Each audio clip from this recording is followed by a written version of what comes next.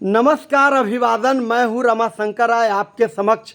मैं अभी वर्तमान में थाना क्षेत्र रामपुर हरी के ग्राम पंचायत मकसूदपुर के ग्राम मकसूदपुर से बोल रहा हूँ। आज हम मकसूदपुर में उपस्थित हैं शिक्षक श्यामनंदन राय जी के दरवाजे पर, और उनके अनुज हैं राम बाबू राय, जो व्यवसायी हैं, बड़े व्यवसायी हैं हमारे मकसूदपुर गांव में। और यहाँ पर आप देख सकते हैं सैकड़ों लोग उपस्थित हैं।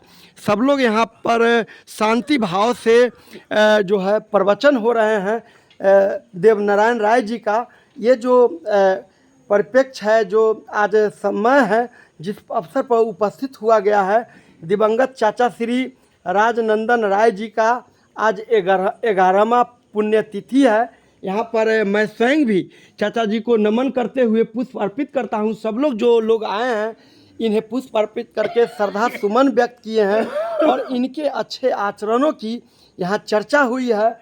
और आप देख सकते हैं राजनंदन राय जी का ये तैल चित्र है, और यहाँ पर गुरु महाराज जी जो श्यामनंदन भाई और जो देवनारायण भाई हैं, इनके सत्संग गुरु भाई लोग इनके विचारों को आगे बढ़ाते हैं। यहाँ पर भजन कीर्तन हो रहा है, और ये श्यामनंदन राय जी शिक्षक महोदय हैं, और पैक्स के अध्यक्ष हैं रामलला, कार्यकारी अध्यक्ष हैं रामलला मिश्रा जी हैं। पूर्व मुखिया हमारे पंचायत के नागेंद्र शाह जी हैं। सामने शिक्षक राकेश यादव हैं, राम बाबू यादव हैं, और मिथिलेश राय जी हैं, शिक्षक शिव जी राय हैं, गुलाब शाह जी हैं। कई लोग यहाँ पर उपस्थित हैं। और इस भजन कीर्तन में देवनारायण भाई के जो छोटे अनुज हैं, हमारे सहपाठी हैं, हम लोग साथ में मैट्रिक पास किए हैं, 8 से 9, 10, 3 क्लास साथ में रहे हैं। ये भाई के साथ मिल करके आनंदमय विचार, लोगों के समझ सकारात्मक हो, और विचार जो है आत्मीय मानवीय गुण उनमें प्रवेश करे, इसके जो है हारमोनिया और ढोलक के थाप पर। आपका क्या नाम हुआ? राहुल कुमार जी हैं आप? जय मंगल सहनी जी हैं आप? हैं देवनारायण राय जी आप? हैं राम संजीवन राय जी? राम संजीवन राय जी है। ये देख रहे हैं ये मधुर संगीत बिखरने वाला यंत्र हैं, हारमोनिया है, ढोलक है, झाल है। तो हम यहाँ जो कीर्तन हो रहे हैं, बुद्ध की चर्चा यहाँ पर हुई है। बुद्ध की एक प्रसंग है जिस पर उनके पूरे विचार को बदल दिया गया कि मनुष्य मरता ही क्यों है और मनुष्य बुजुर्ग ही क्यों होता है, और पूरी को झकझोर दिया था। तो उसी प्रसंग को देवनारायण राय जी और कबीर जी के कई बातें सब मिश्रण करके ये सुनाते हैं। तो आइए बुद्ध की कुछ प्रसंग इनसे सुनते हैं, फिर इनका भजन जो क्रांतिकारी भजन है, जो अंदर में दिल में स्नेह पैदा करता है, वैसे भजन को सुनेंगे। तो देवनारायण भाई जी नमस्कार। आप जो बुद्ध महामानव बुद्ध की चर्चा किए, जिनका विचार जो है दुनिया के 54 देश अनुसरण करता है, और पूरे संसार में भविष्यवाणी हुई है कि सारे धर्मों को विलुप्त कर दिया हो जाएंगे 84 के बाद। विश्व 84 के बाद सिर्फ बुद्धा का विचार बचेगा, बड़ी तेज़ी से अग्रसरित है।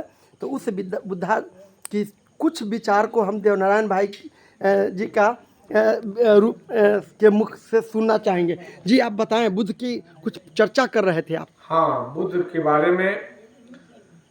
बुद्ध जो है उसका इतिहास यही है कि वो नेपाल के लुम्बिनी वन में उनके पिता कपिलवस्तु के राजा थे, और आज बच्चों को विद्यालयों में, महाविद्यालयों में अनेक तरह से उनके विचारों को समाज में परोसा जा रहा है, क्योंकि वो समाज को जोड़ने का काम किया।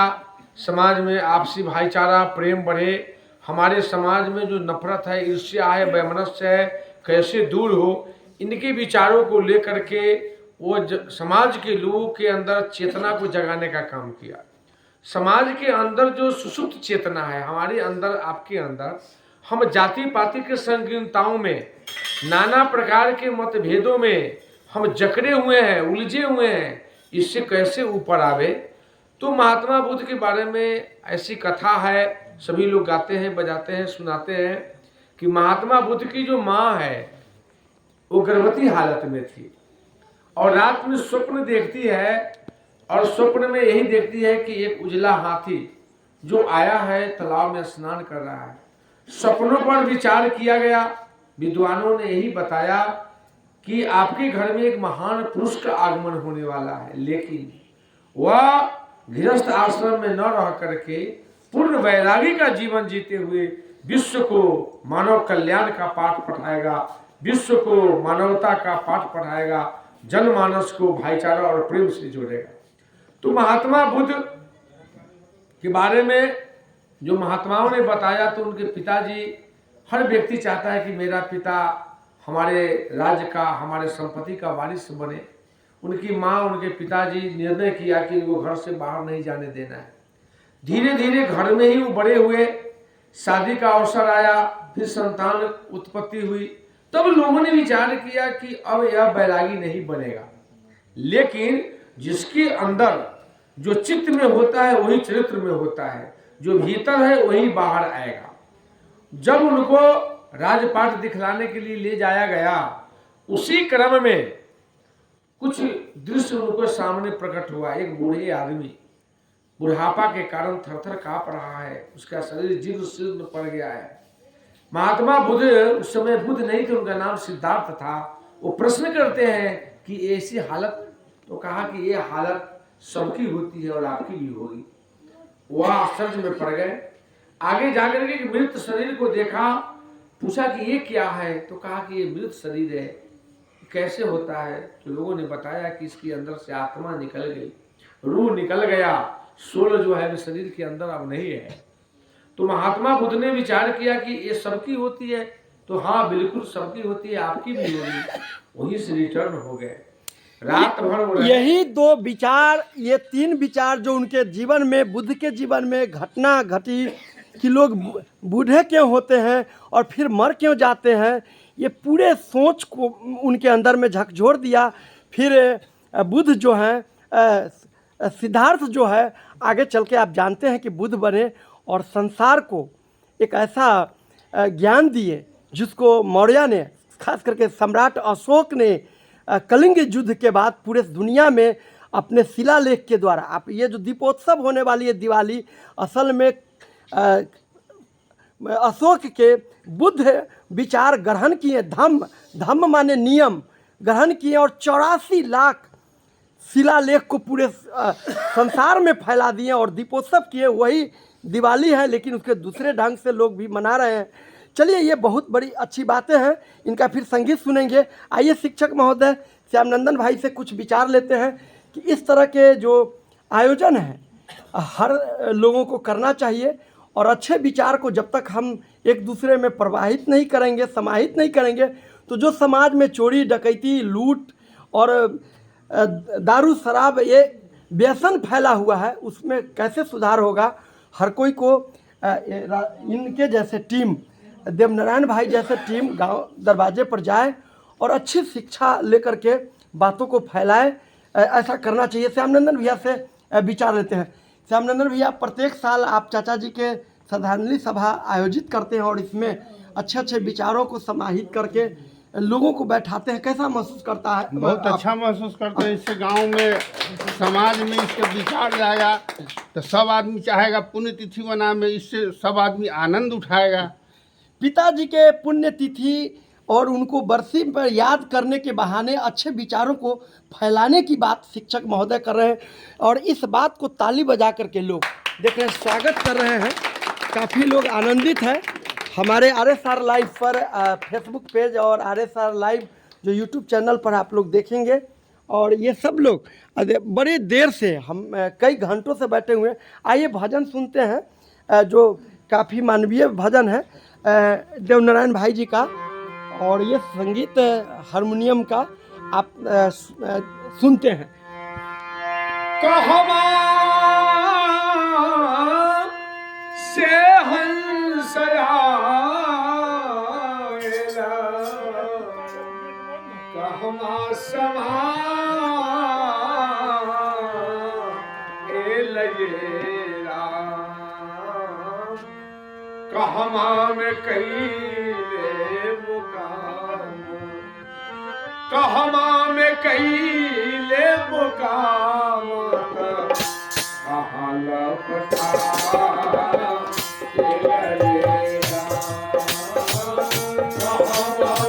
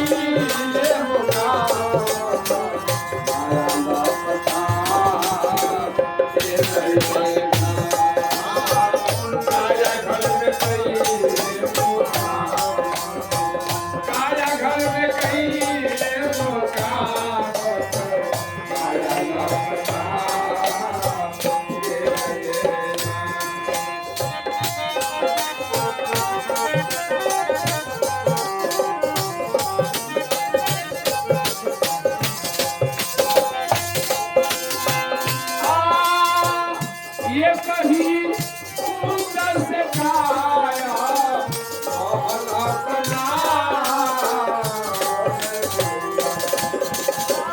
ये कहीं सुंदर से काया मोहना बना कुंदा पराता धोली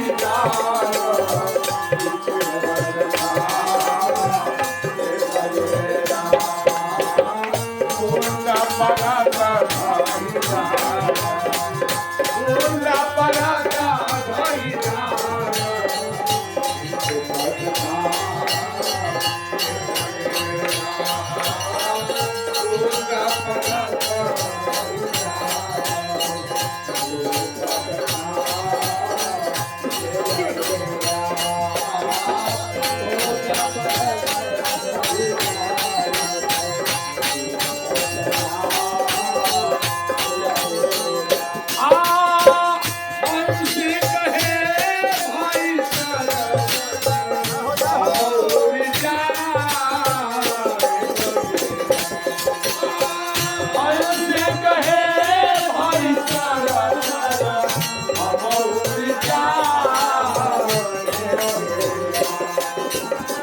हमरा तोरा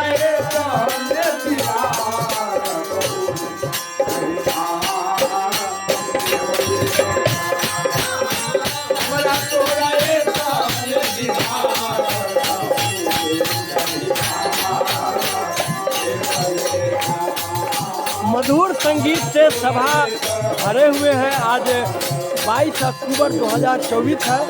प्रत्येक साल शिक्षक श्यामनंदन यादव जी और राम बाबू यादव जी अपने पिताजी के पुण्यतिथि के अवसर पर कार्यक्रम आयोजन करते हैं और बेहतरीन काफ़ी संगीतमय भाव से विभोर और बातें यहाँ चर्चा होती रहती है। और इस अवसर पर हम भी दिवंगत चाचा राजनंदन राय जी को एक बार दिल से पुनः करता हूँ, सम्मान करता हूँ और इनको अपने दिल से नमन करता हूँ कि ये सदा अमर रहे और हम लोगों के बीच में एक अच्छे विचार को प्रवाहित करते रहे और ये आयोजन इसी तरह से समाज में होता रहे ताकि आने वाले पीढ़ी के बीच में अच्छे आचरण गुण और विचार का फैलाव हो और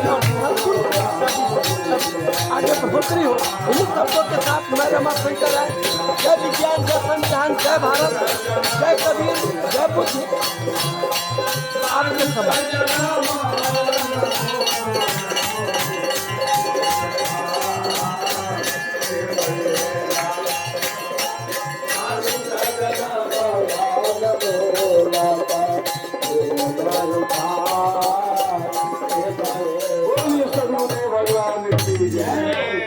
मनुष्य जीवन की महानता पर राकेश जी ने भी प्रकाश डाला, हमारे काशीजीवन बाबू ने भी बताया।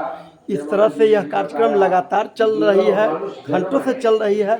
एक से एक अच्छी बातें यहाँ किए जा रहे हैं। कैसा लगा हमारा RSR लाइव आप लोग कमेंट करके बताएंगे। अच्छा लगे तो शेयर करेंगे, सब्सक्राइब करेंगे। जय विज्ञान, जय संविधान, जय भारत। राजनंदन चचा अमर रहे।